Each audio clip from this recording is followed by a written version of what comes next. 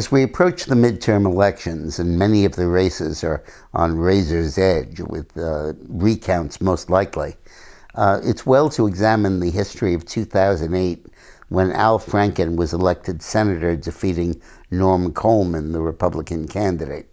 Franken, of course, was the Democrat.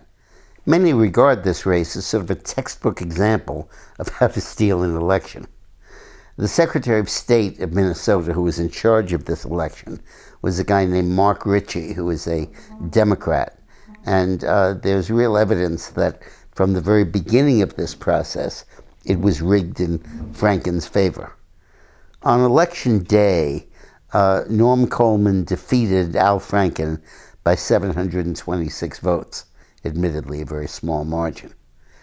As we approached a few days after Election Day, based on corrections made by the Secretary of State, Mark Ritchie, and the local canvassing boards, almost all of whom were controlled by the Democrats, Coleman's lead dropped to 215 votes. Then, when challenges were heard to some of the ballots, the challenges were resolved 2-1 in Franken's favor, and it swung the election to a 49-vote lead for Franken. And then finally, when the absentee ballots were counted, which usually are heavily Republican, and there were many of them were challenged, the challenges were resolved again 2-1 in favor of Franken. So the result was that Franken won the election by about 200 votes. And by the way, I ought to note that 1,400 votes were cast by felons who may not have had the right to vote. The point is, the Democratic establishment in Minnesota worked together with the courts and the election officials and the Secretary of State really to steal a Senate seat. And at the time, the stakes were quite high. That seat was an integral part of the Democratic takeover of the Senate. So as we move into the midterms now, we need to be aware of this and need to be very focused on protecting the seats that we win at the ballot box. Well, we're all focused on the midterm election results.